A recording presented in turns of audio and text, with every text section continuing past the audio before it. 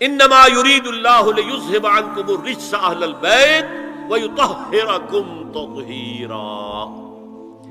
اے نبی کے گھر والیو، اللہ یہ چاہتا ہے کہ تم سے ہر طرح کی برائی، ہر طرح کی ناپاکی کو دور کر دے اور تمہیں پاک کر دے۔ پاک کرنا کر، خوب خوب خوب خوب، تطہیرا، یطہرکم تطہیرا۔ کیوں؟ تمہیں نمونہ بننا ہے، تمہیں اسوہ بننا ہے۔ یہ الفاظ اصل میں آئے ہیں قرآن مجید میں ازواج مطہرات کے بارے میں۔ سارا جملہ چل رہا ہے یا نساء النبی سے۔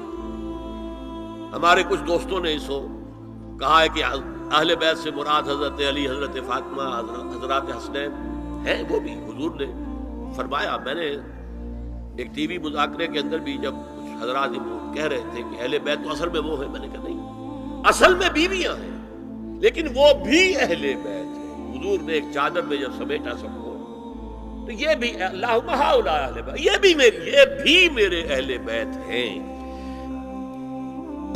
سلمان منا اہل البیت، سلمان بھی ہمارے اہل بیت میں سے، جو جتنا قریب ہوا۔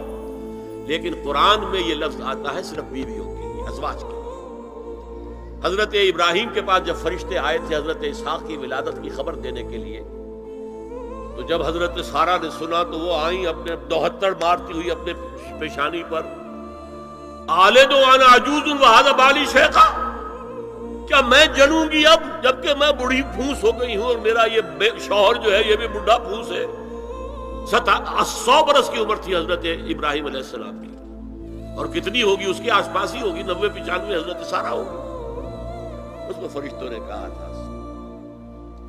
کہ کیا آپ اللہ کی رحمت سے مایوس ہو گئی؟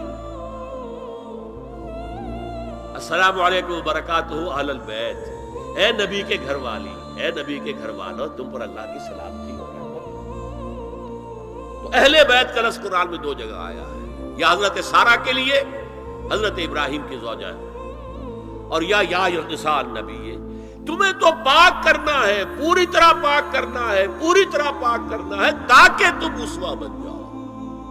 جو خلا ہے اسوہ محمدی میں صلی اللہ علیہ وسلم، وہ تمہارے ذریعے پورا کرنا ہے۔ اس لیے پہلا خطاب جو ہے، اب یہ دونوں باتوں سے ہو گیا، ایک تو چیریٹی بگنز ایٹ ہوم، جو بھی اصلاح کا عمل ہو گھر سے ہونا چاہیے، اور نمبر 2 یہ کہ ازواج مطہرات کو امت کی تمام خواتین کے لیے ہمیشہ کے لیے اسوہ بنانا ہے۔